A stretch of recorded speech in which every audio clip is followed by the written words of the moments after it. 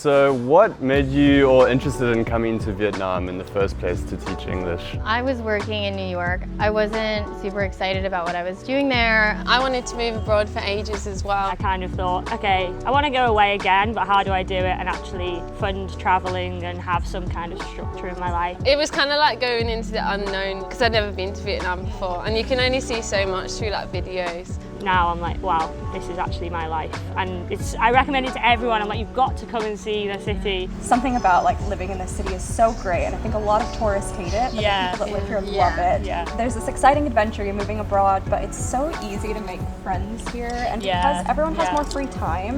We're gonna have something in common because we've ended up here together. I just love that I could have no plans but be occupied all the time. It's obviously more affordable here than back at home. Yeah, that's the biggest thing, is the community. Do you have any specific experiences or like best memories since you've been to Vietnam? When my mum and dad came to visit and we done the motorbike loop in the north, I thought, can I get my mum and dad to do that? This is gonna sound like such a promo video, but it was the ninja course for me. Seeing the same people every day in our course, I think we got along really well.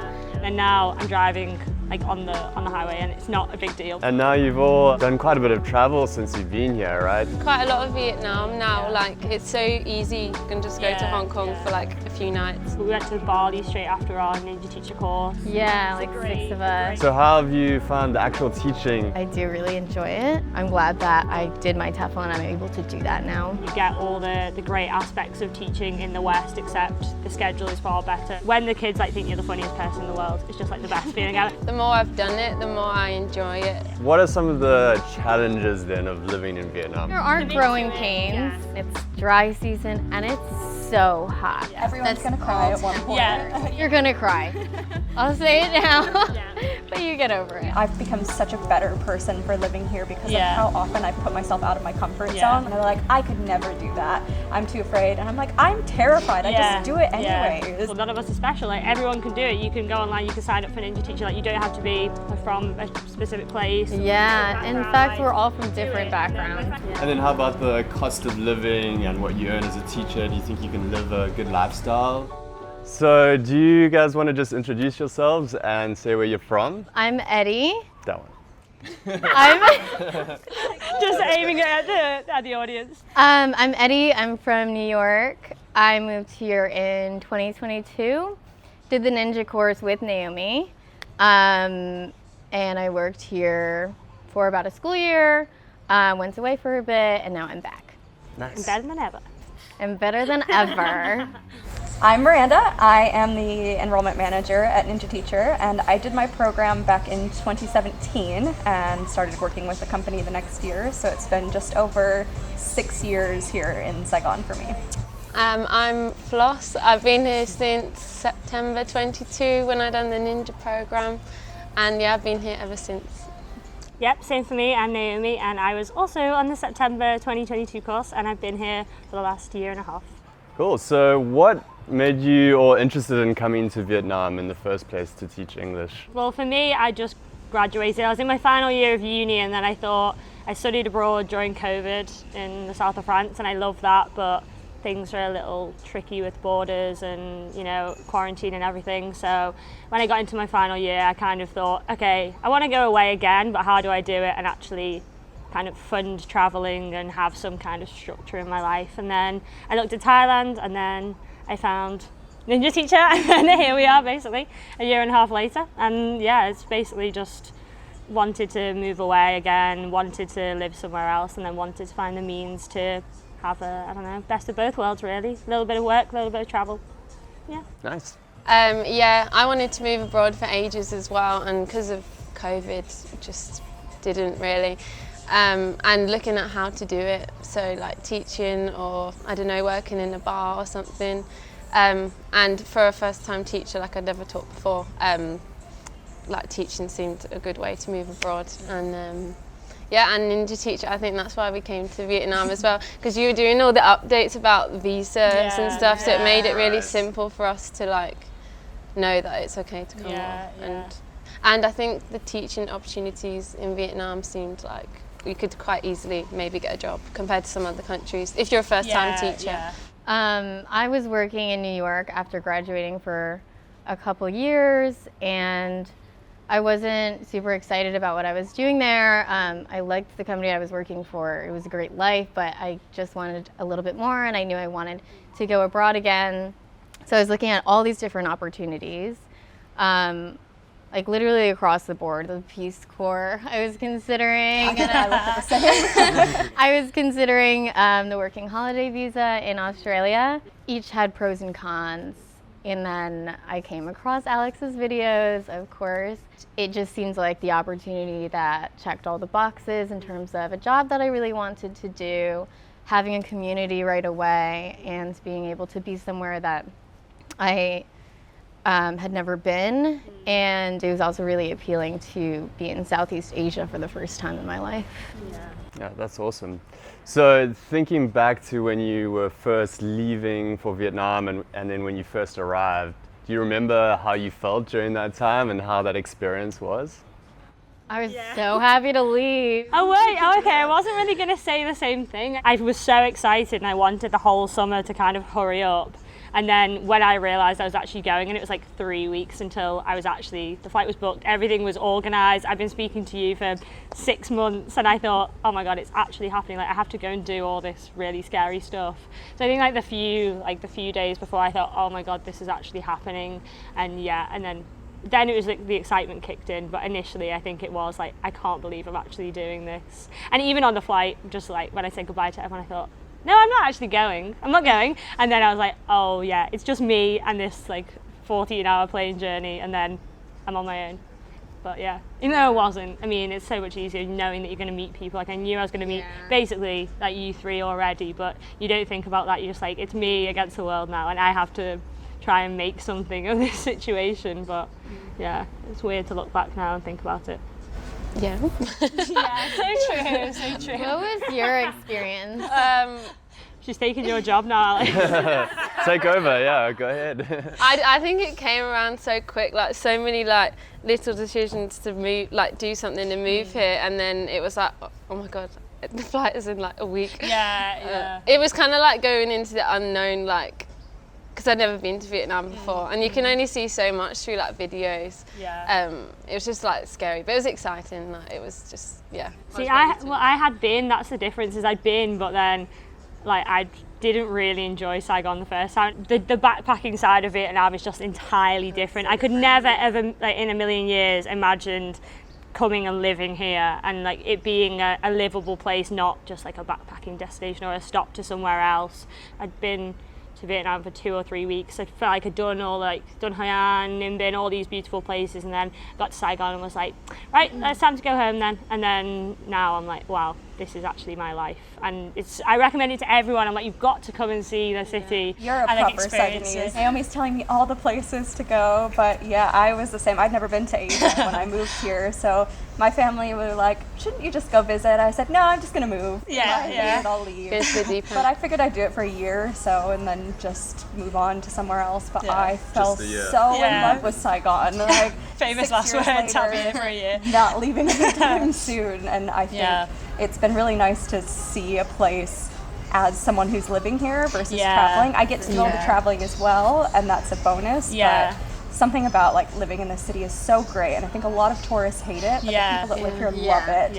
And so anytime someone comes and they're like, I don't really like Saigon, I don't like Ho Chi Minh City, I'm like, let me show you. You say that now, wait until you go to these places. The best things in the city are hidden down an alley. Like here. Yeah, here. Like, literally the case in point is all these places. And now when my friends come and visit and then they've been backpacking and they're like, oh, I came here and everybody said that Saigon's not, like, there's not loads to do and it's just like a big nonsense. city. And then I'm like, let me show you. Let me change your mind. And then when they go home, they're saying to everyone, actually, it's amazing. And even my parents were like, oh, actually, wow. Like, they came here and they're like, I get it now. I get why you know, you can't picture your life here until you get here, but they saw a glimpse of it and they're like, I see why you love it so much, especially for all of us with like this group and just the social aspect. Yeah, that's the biggest thing is the community, and backpackers don't have that, so they would never be able to. I remember when I was, like right before I started the course, I was backpacking a little bit in Thailand, and I met a couple of travelers who said the same thing, like, I was telling them I'm going to move to Ho Chi Minh, I'm going to stay there for in an indefinite period of time. And they're like, oh, can I change your mind? Like, Hanoi is better. I'm like, no. Yeah. Because I had a really good feeling. I knew I was doing a program. I knew I was going to meet people right away, and that to me is the biggest factor. Yeah, I don't think we would have been here as long without like meeting each other. And you didn't mention yet about how you're feeling when you first arrived. I tend to go in things like, I guess, head first. I wasn't that nervous. And it was also just so many months in anticipation and like quitting my job and like closing things out, moving out. And like, I was just at a point where I was like, I'm so excited to leave. Yeah. And I was really excited to leave New York because I wasn't in love with the city anymore. And it's cold. And I really wanted to be somewhere where I could have a wardrobe that fits on one shelf. Yes. Yeah. Unexpected perks. The worst thing about traveling during winter. Whereas here I'm like, summer all year round. I will just, dress, it's okay. So what would you say then, now that you've been living here for some time, are some of your favorite things about Vietnam and living in Vietnam? Got to say the people.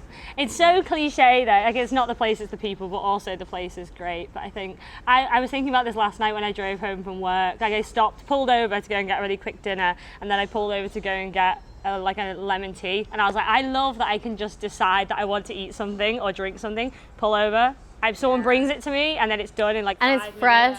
Everything is like so convenient, and you can just, being in the city as well, like I'm not from a big city, so when I went back to England for Christmas, I was like, I want to eat this for dinner. Oh, I have to go and drive. I have to drive there, like I have to drive like 40 minutes to go and get the meal that I want or something, whereas here everything you just drive and there's like the option. Super convenient. Anything you want, you can have it like almost immediately, so I do love that aspect of it. Yeah. How about you, Floss? I think like the coffee shops, like I've never been here before and this is like 4 minutes from my house. There's just so many like endless coffee shops. We go all the time to like all different coffee shops. Well, we go to the same one. We try and go to different places and then we always go back to the same place. It's run by a British guy and we're like, no, we need to go somewhere else now. But yeah, that's what I like about it. And just like, I actually didn't think I would at the beginning, but I do like working in the evenings some days and having the mornings, because then like I feel like we do more with our days, come to coffee shops and that in the mornings and plan our lessons in the coffee shops and just, and obviously the people. Yeah, the social aspect of it, because we all work the same schedule. I mean, I probably see both of you like 4 or 5 times a week at home with like the way that people work 9 to 5. And you kind of have to book everything in about like 2 weeks in advance. But like, I'll see you for dinner next Saturday here. I think we probably see too much of each other, someone say. I think every time we say goodbye, we're like, I'll see you probably tomorrow. Probably. That's a part that people don't really anticipate is there's this exciting adventure, you're moving abroad, but it's so easy to make friends here. And because everyone has more free time, you know, everyone wants a community and they want to be social, but in the West, if you're working 40, 50 hours a week, you're tired on the weekend. Like, there's not a lot of time. You're commuting as well. Here, everyone's more laid back. Like, it's a huge, huge city, but it's got this really nice vibe where you feel just like people will smile at you if you're walking down the street, and the local Komtam lady, like, she knows what you want. You feel a part of your community. You've got these groups of friends, local and expat friends all around, and are kind of readily open to meeting new people. And I think as we get older, sometimes people really back home, they settle into their friend groups, and it's really hard to make new connections. And kind of the nature of this is you're going to say some goodbyes sometimes, but you're also going to make these really, really rich friendships with people you otherwise never would have met, which is my favorite thing about living here. We're all here for one reason, aren't we? So you already know, even if you're different age or, I don't know, different nationality, you're just like, wait, we're going to have something in common because we've ended up here together. It's funny when I look at my friends and I'm like, hang on, I never would have met you if I hadn't come here. Like, we could have all been like, you know, you worked in the same town, like my hometown, and we didn't realise that until we were already friends. And we could have walked past each other and we just name drop. But yeah, it's so small. Like, we could have actually walked past each other in the street and we never would have realised. It's true. What are some of your favourite things, Eddie? I'm like a very social extroverted person, so being able to see people all the time is really appealing to me, and I just love that I could have no plans but be occupied all the time. I just got back, so I didn't start a job right away, and I've had like complete days free, but I've been so busy. People are like, what are you doing? You don't have a job. I'm like, what am I not doing? I'm never home. So either going out for coffee just with friends, but then also sports, like I joined a football team, soccer. No, football. Call it what the rest of the world calls it, football. I joined a football team since moving here, and that's been really fun. And I've been playing tennis, like trying different things, dance classes. It's also nice that it's obviously more affordable here than back at home, so that allows me to try a lot more things.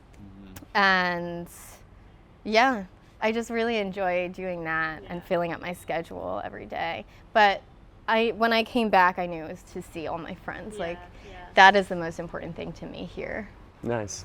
Do you have any specific experiences or like best memories since you've been to Vietnam? What's yours? Why are you aiming that at me? Are you going to be offended if yours, if the first one that comes to mind doesn't? She's staring at me really intensely. I'm like, is there a time I should be thinking of? For me, so like in the April public holiday, we went to Dak Lak, which is Central Highlands, very like off the radar, and we planned this trip completely unaware of what we were doing. We let a friend from the area organise this hike. We thought it was like a trail, thought it was just a chill walk over the weekend, and then we went to literally the middle of nowhere. And ended up climbing a mountain. I didn't realise I climbed the mountain until I was at the top, and I was like, hang on, I've just done this for real. And we ended up having this amazing experience with local guides who like cooked us basically a barbecue every night, and they shared loads of stories about like their life in as an ethnic minority in Vietnam, and just going completely off the radar. It was such a great experience. You can have so many great adventures in Vietnam, right? When my mum and dad came to visit and we done the motorbike loop in the north, because I'd wanted to do that since moving here, and then I thought, can I get my mum and dad to do that? I didn't really give them a choice, and then we done it, and it was just amazing. Like they'd never been to Asia before. And like just seeing them there, and like we just had such a good time. Like my sister and her boyfriend came too. Like it was just amazing, and that is like the best part of Vietnam that I've seen. Right? Yeah, it's just like unreal. Did you all drive, or did they go on the back of bikes? No, we done the easy riders. Even that was nice though, because I think like most of them are local people as well, because you like hang out with them in the evenings. Stay at the homestays, right? Yeah. That was just like unreal. I'd recommend that to anyone like coming to Vietnam. You need to do that, and you need. I still need to do that. Well, what's yours? Because you were looking at me. What are you going to say? This is gonna sound like such a promo video, but it was the ninja course for me. I like really enjoyed being a student again and seeing the same people every day, and our course I think we got along really well. And that was like my core group of friends for a while that just like branched out, and like now I feel like I have a couple groups of friends, which is really nice. But when I think of like core memories, the first month here, my first motorbike rides, and like the small girl, big city moments.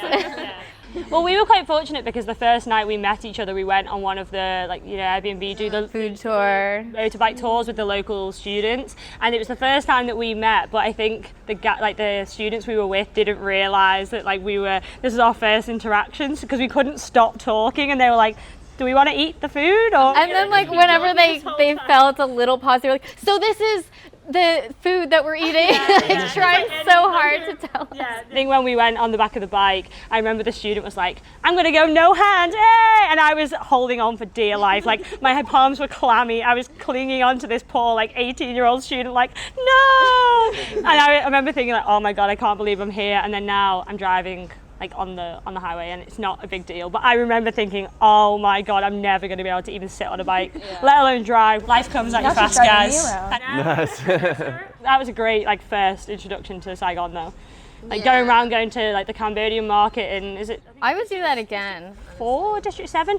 Went to the market, they brought all the, had like Banzea, and we had like Buntit Young, and all these really cool places. We watched it all get made.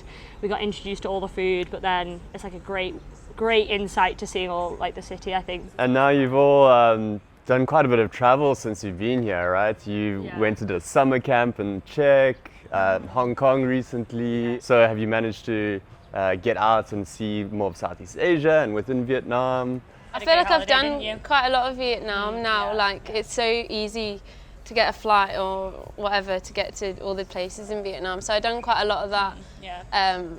And then I've recently been to Hong Kong in the tech holiday. It's just nice to be able to like get a 2-hour flight to like somewhere where at home it would be like it would take ages. You'd be thinking about it for months and months and months and save for it. But here it's like I can just go to Hong Kong for like a few nights.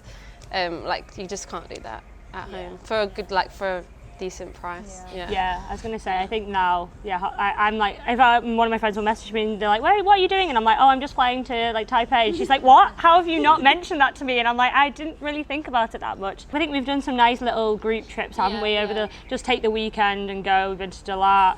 Been just in Nha Trang. I did a solo trip to Seoul, which was amazing. Nice. That was a really great introduction to like a different side of Southeast Asia, or South Asia? East Asia, the other one. Been to Taipei and Taiwan, really love that, and I think this year going to try and tick off a few more places. But we went to Bali straight after our Ninja Teacher course. Yeah, like 6 of us. Great, transition to go from kind of being full on and getting into teaching and then taking the week to just chill out really. Yeah, KL as well. Yeah, we went to KL. Even small trips like Moi Nai. That's really nice, and it feels like so far away. Yeah, we're going to Laos next month as well. Oh, nice. How we're doing quite well actually. Me and you, like considering we've known each other for a year and a half, been to met in Vietnam, then Bali, KL, and then we're going to do Laos. Hopefully, trying to convince us to do the Philippines as well. Yeah. It's actually crazy that you can come out here and like live here for a year and a half and have done all that travel. It's amazing, right? And how do you feel about the teaching schedules? You're mentioning the evenings actually not being too bad, so a lot of the English centers are evenings and weekend work, and then you get time off during the week and days off during the week. But how have you found like the hours of teaching and just in general that kind of schedule that you have as an English teacher? It was a change at first because at home I was working like a 9 to 5 Monday to Friday. Took a bit of getting used to, but like now we are used to it, and we all are off because most of our friends work in language centres. Some do work in public school as well, but we have the same time off, so it works well.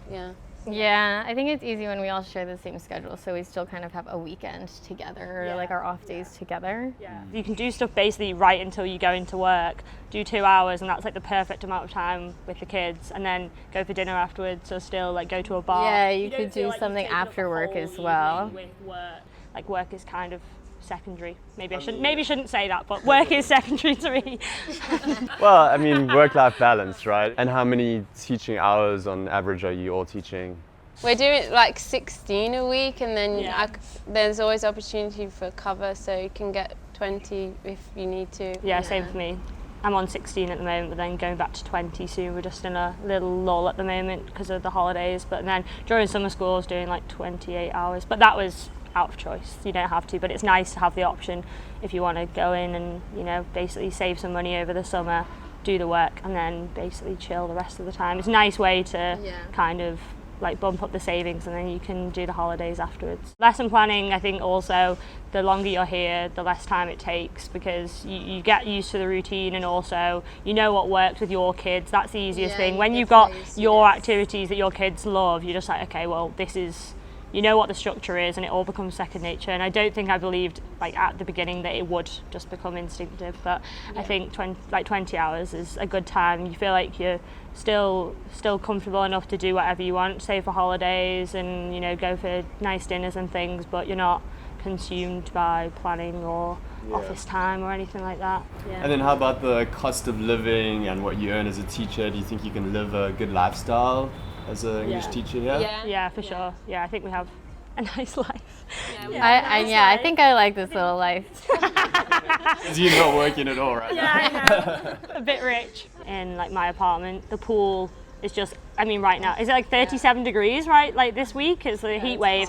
Having the pool and just going and just, you feel like you're completely out of the city and you just feel like it's like a little oasis, and it's just so great. And I think we're all pretty chill in terms of we're going to eat out like maybe every day, and you don't have to cook. Yeah, that's a really like alien thing when you're like, I don't cook at home. People are like, what? And you're like, but it's so easy to get every meal. Less like, why would you? expensive. And it's fresh, and someone's cooking it who is an expert, so why would I cook it? Because I'm mediocre. I'm going to be disappointed if I make it myself, so I'll leave it to someone who knows what That's they're my doing. hardest adjustment when I go visit the UK or the US. Yeah. I'm like, okay, what are we ordering tonight? And they're like, it's £70 to get a takeaway in London. Like, this is not an option for us. Whereas here, it's, do we want to cook tonight? Like, is it a special night? We feel like making something, but 90% of the time we're ordering it or we're going out. It also just helps the work-life balance, I think, because you save time. You're not commuting So as long much as you might be. time, You're not spending all this time cooking and grocery shopping. You can do things you actually want to do and see people, because it's just more accessible to go out and get fresh food and to have things delivered, especially in the city. You know, this may not be the case everywhere in Vietnam, but here is such an on-demand city. Everything is on an app. It's so accessible. Whatever cuisine Hop on you want. a motorbike taxi and just get across the entire city in a matter of 20 minutes if you need to. So I really missed that when I went back home. Recently, I was like, oh, I wish I could just get back. I wish I could just get on my bike, grab a juice, and pick up dinner. Because even if I'm not eating out, I'm going out and picking it up on my way home maybe. And then going home, and that's still cheaper than going and getting groceries. It's like everything is so quick. If in England, if you were going to go to a restaurant after work, you'd be probably there for an hour and a half waiting, and like you'd be driving home 20-25 minutes or on the tube or whatever, whereas here, like I'm in work in 7 minutes. Like you couldn't have a better commute really, and that makes it, sorry, you can't relate. Yeah, I don't mind the drive though. It's along the canal and there's a lot to look at. No, it's all right. But where you work, there is also a lot of food options. I mean, there is everywhere, isn't there? Like everywhere is like just. you could live anywhere. Yeah, anywhere. Everything around you that you need. Yeah. So that's why every year I just pick a new district to live in. Just that's hop around the city and feel like I'm in a new place. Also, I feel like people don't realise how much Western food is actually here, because I had this conversation with Annie, and she was like, I got told by all the backpackers, you can't eat Western food, like, and I was like, I promise you, like me eating like pizza and then having like sushi the next night and then being like, okay, like you just don't, I think people just don't realise, and I don't blame them. But It has changed. You can a just lot, decide. to be fair. Even in the 6 years I've been here, the options have drastically grown. But it's a city the size of New York, like there's everything here. It's huge. You just have to know where to look. And of course, some ingredients aren't going to be as readily available here. But there's amazing Vietnamese food and amazing Asian food that we wouldn't get back home. So I was going to say, when I went back home, there's an amazing Vietnamese restaurant in Nottingham called Coco Tang. It's run by Vietnamese people, and it's so beautiful. It's kind of like the closest you get to Vietnam anywhere else. They've done it so perfectly. But like I was went with my mom and looked at the menu, and like bumbo huay and everything was like 15 or 16 pounds, so like 500k. Wow. And I opened it and I was like, With 50k here, that's like 10 times the price. Just had lunch before this at com chai, which is just like a plate of rice, and then they make loads of vegetarian dishes with tofu and vegetables. And you just point at what you want, and you get a big plate, some soup and tea, and I was 27k a person, so that's like barely $1, just over $1. And they make it fresh every day. I feel like I've still only scratched the surface of Vietnamese foods. There's so many. I try and be a bit more adventurous, but there's some things that just are comfort. Like bun thit nhung is like the new comfort food for me now, and there's a comfort for me too. There's a woman down the road from work who just does it. Like I don't know what she does to the pork and how she makes her spring rolls, but they're so Have you good. been to the one in District 1? Oh, your favourite? I haven't. Oh, it's so good. Raise the prices a lot. I was just there, That's like, because and of I will Miranda's keep influence. paying for it. It's because worth the it. only It's so place I'll good. eat in the city. It's a bun thit nhung place that used to be right around the corner from our old office. Oh, okay. And so we used That's to how you found frequent it, but they are incredible. I have not been able to eat at any others since I started eating. Yeah, I love that I'm one. gonna have to go and maybe Yeah, I'll we go in can the go. rankings. But yeah, I was there a few days ago. Price increase was a bit of a shock. Right. Good for them. They're doing well.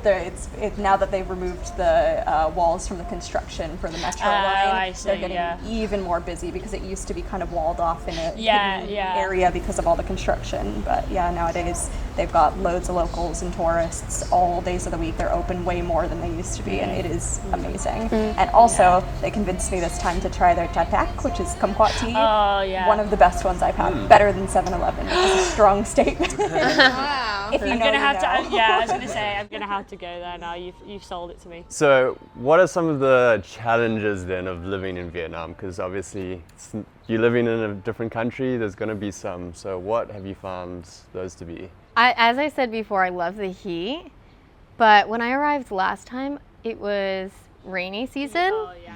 And so during rainy season, it rains like in the middle of the day, and it's actually kind of nice. It's a lot of rain. It's crazy, but it's kind of nice because it breaks the heat. Yeah. But now I'm coming back and it's dry season and it's so hot. And I think right now is the heat wave. It's very hot Yeah. this week. Yeah. So I've just been like kind of struggling with that and I've been a little dehydrated lately. Like the heat is extreme. You're both in jeans right now, and I'm here like. We're used to it now. We are acclimated, but I think what I find the hardest, like I love so much about being here, and obviously I want to be here, but I have missed a lot of milestones and things back home with friends and family, and it is just a trade-off of the deal, is that your relationships with people back home change, and the way that you keep up with people and the way that you stay connected, and having to really intentionally make time to go home. A lot of the like exciting traveling has changed into me using my time off to go visit the US or to visit the UK where my partner is from, and so we always joke, we're like, we don't really see that much because if we've got time off, we're going to see family. So it was a very big deal. But yeah, that's been a bit hard. And during the COVID years, I was here and the borders were closed. So choosing to leave meant not being able to come back. So there were 3 solid years where I didn't see my family. And by the end of that, I was pretty much insane. Like I just kind of broke into tears at the airport when I finally got to hug my mom and my brother and my grandma. So as much as I love it, that is a hard part of living abroad. But the nice thing, I think, that balances it out is because we're all experiencing it, friends often start to fill in as like surrogate family because you have to be for each other when you're so far away from your family and your community back home. Like the Thanksgiving you organize every year. Oh, I love the Thanksgiving. Every year since I moved here. The very first year I was here, I came in October, and we heard about this 5-star hotel that does Thanksgiving buffet, and I went with just like 2 people that time, and it was so fun. And then every year since then, we've been making it a tradition. And so the second year, we invited kind of everybody that was on our course, and there were like 20 people or something. It was a lot of people, kind of people's friends. And then every year it kind of gets bigger and bigger because we just invite anyone and everyone, bring your friends, American or not. It's this huge international group. It's Alex's favorite adopted holiday. My favorite adopted holiday. It's almost like my Christmas. Like it feels the most festive for me because the weather doesn't change here. It's not cold. We don't really get the Christmas feeling, but being with everyone on Thanksgiving, getting a bit dressed up and celebrating. I didn't even really celebrate Thanksgiving at home, but here it's just become something that's like a way to mark the passing of time. Because otherwise time can pass in a weird way when it's always you've got summer. no like seasons to make the marker, really, do you? It's just always nice for the most part. Here it's just like rain, no rain, rain, no rain. The sunset never changes. That's a weird Temperatures part give or of it. take 5 degrees Celsius the whole year. Like it's really strange. Time passes in a weird way, so you have to kind of be intentional about marking that stuff, I think. Any other challenges? I think I have some days where I find I love the chaos, but then there's some things that I'm just like, why are these things the way that they are? Like sometimes if I'm like driving along and someone drives like at me, I'm just like, I can't do this anymore. I can't drive here anymore. And that's obviously it's not an unusual thing to see people driving on the wrong side of the road. But sometimes you just did it earlier. Sorry, the Vietnamese government. No, I did not. Don't say that ever again. No. Allegedly. I did it. That was like the only time I've ever done it. But it was now it's like forever immortalized on YouTube. Yeah, there's just things. It's so different to home, and like I'm not from a big city. I'm from like quite a small town. So I think sometimes I just think, oh, I want a bit of like. I also grew up by the seaside, so sometimes I'm just like I want to like have familiar comforts. I want to be by the sea, and like yeah, if you miss like a birthday or something, it does feel a bit like, oh, hang on, like everyone's got their own thing without me. But then I think it's kind of what you said, like you rely on your friends so much more, and you know, we've all been friends for like a year and a half, but actually you share kind of like 10 years worth of events and the meetings, and you just become so much closer like so quickly. And I think when people move here, they don't really realize like how quickly you just kind of get absorbed. And so I think there's some things that are challenging, and teaching is challenging at times too. It's not all sunshine and roses for sure, and sometimes you just think, oh my god, am I in the wrong place at the wrong time? And sometimes, you know, it can be frustrating, but actually that's the challenge. Is I'm always trying to be more patient. I'm trying to roll with the punches. I'm trying to be more chill, and I think Vietnam kind of lends itself to that most of the time, not all of the time, but trying to be more chilled and patient with the kids. Anything that you found, Floss? Going for a walk, just like obviously we can drive to the park and go for a walk, but at home we can just walk out the front door and go for a walk, like listen to music. But here it's like if you go for a walk, you're like on high alert all the time in case you're going to get like hit by a motorbike or just I don't know, like, and just a bit more fresh air. That's probably the main thing, like just being outdoors in nature a bit more maybe. So how have you found the actual teaching? And you mentioned there's some challenges, but overall how do you enjoy it, and how's that been, as I think most of you were first-time teachers when you came here, right? Yeah. That was actually one of the appealing things about coming to Vietnam and trying teaching before, like having, like back home I would have to go back to school to become a certified teacher. So this was like a trial period before deciding if I really like it, and I do really enjoy it. I think in the future I might pursue it, but even just in the now, it's what I like to do, and it's constantly getting me to think, which is what I really wanted in my career. And the students are definitely like such a great factor of that. And I've had the privilege of not just teaching Vietnamese students now, but I also went to the Czech Republic and I was teaching European students. So that was also really cool. And I'm glad that I did my TEFL and I'm able to do that now. Yeah, it's a good way to start because you can actually get started as a teacher quite quickly and then decide if it's something that you want to do, because like you said, you don't have to do a 4-year degree or something to become a teacher. Without putting too much money into it. Yeah. I come from a family of teachers, so I feel like it's kind of, I grew up with everyone saying, so you're going to be a teacher? And I was like, no way. And then actually I think like teaching here is definitely, you get all the great aspects of teaching in the West, except the schedule is far better, and actually you get a nice balance of, you know, you are responsible for your children, but not all hours of every single day. And you know, you see each class 4 hours a week, which is nice. It's enough time to really connect with them. I always think like they're teaching me so much. I'm teaching them, but actually like I'm learning how to be more patient, and like you're always learning, how can I do something better, how can I react better, how can I explain something better. I think I'm enjoying it, especially when you get in the flow, when you know what you're doing and it all becomes habit, it all becomes instinct. And when the kids like think you're the funniest person in the world, it's just like the best feeling ever. I'm a superstar. For me, I think the more I've done it, the more I enjoy it. Some classes I've had now since I started, and like those are the classes that I enjoyed the most because I know the students like really well now, and I think, and they know me better. So I think, the more I've done it, the more I enjoy it, and I do enjoy it. At first, I think like the lesson planning and everything just took me ages to do, and it was a bit like so out of my comfort zone. But I think just the more you do it, it's just got better, and I really enjoy it. I think when you see the results of all your hard work as well, that's the best thing. Like, because you spend so long and you think, okay, I'm talking about these rules or I'm trying to explain this game. At the beginning, you don't see the fruits of your labour.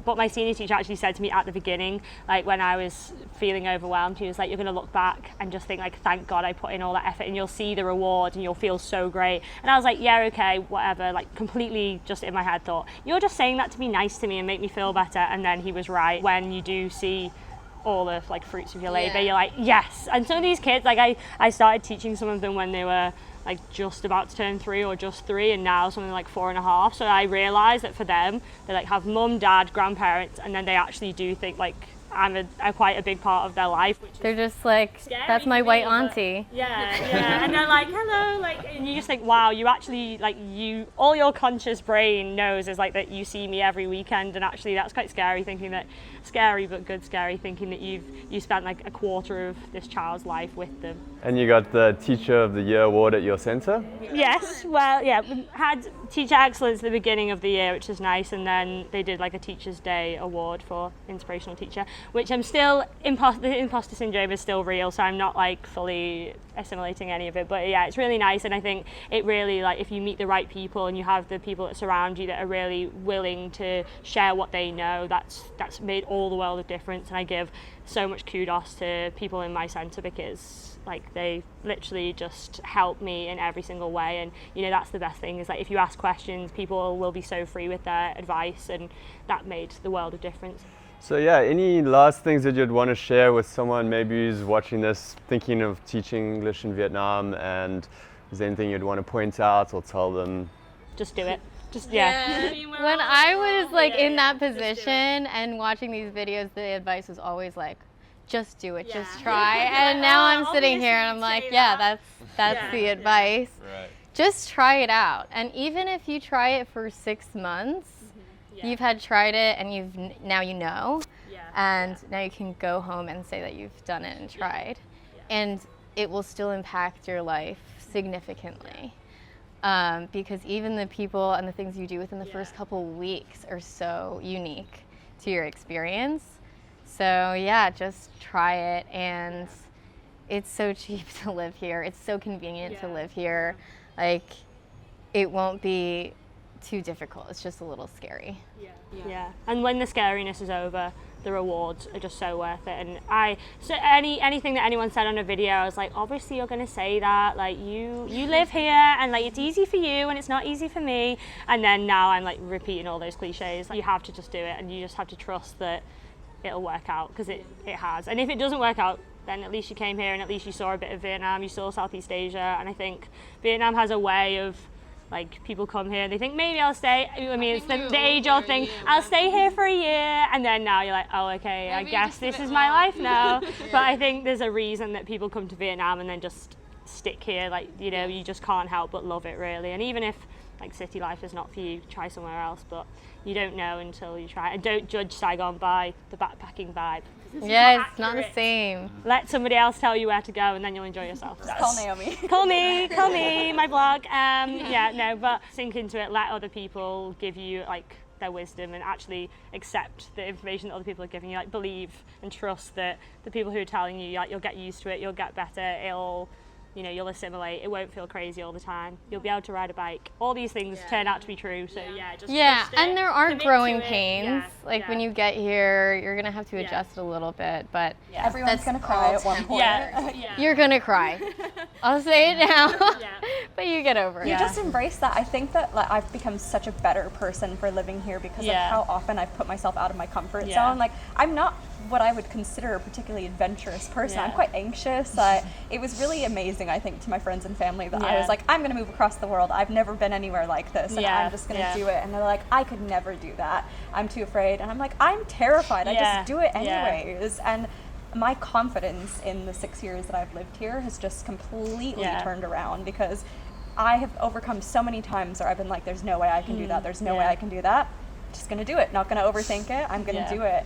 And I think that's the big thing about this is often, like, I remember sitting on the other side of a TV screen watching a YouTube video and being like, I want to do this. Like, I think this is for me. And just pulling the trigger and, like, putting that deposit down and being like, okay, I'm coming. I'm ready to go. Yeah. It was really freeing, actually, to just feel like my mind is made up. I'm going, and I'm just going to surrender to it. Or try to. I still over-researched everything. That's why I do my job, which is doing all that for everyone. I think, anytime anyone says to me, like, oh, I'd love to do that, but I can't, and I'm like, none of us have something like, in the like least rude way possible. None of us are special. Like, everyone can do it. You can go online, you can sign up for Ninja Teacher. Like, you don't have to be from a specific place. In fact, we're all from different backgrounds. So about a year and a half for you guys that you've since you came here. And how long do you think you're going to stay? Is it up in the air, or are you just going to play it by ear? I think Floss and I'm going to speak for both of us. I think we're probably in the same position right now where we're kind of like we're planning to be here till the end of the year, but we're taking things as it comes. I want to tick off a few more places before I go home. I want to see, you know, like what opportunities present themselves. I want to kind of branch out and try and do a few more different things, and just expand my horizons a bit more, I think, before I go home. But, I'm not ready to go yet. But I'm not done with see. teaching yet, and I'm not done with Saigon, so I think probably to the end of the year, and then I'll see what's next. But that's like the $1 million question. Anytime someone asks at home, it's like, oh, you're in Vietnam, great, how long have you been there? Like a year and a half. Okay, when are you coming back? That's a great question. And my mum's looking at me like, when are you coming back? So yeah, I think till the end of the year, but I don't know. What about you, Eddie? Saigon will always have a special place in my heart. I do already have plans to leave the city again and work in Europe. And I'm gonna kind of see where it goes from there. I feel like I will always have Ho Chi Minh in the back of my mind to come back to if I want to. I'm just going to be looking at what opportunities come my way. Cool. Sounds good. All right. Well, yeah, thanks for sharing. I think it was really useful for anyone interested in teaching here. And yeah, thanks a lot, guys. Let's get the girlies teaching now. Come on.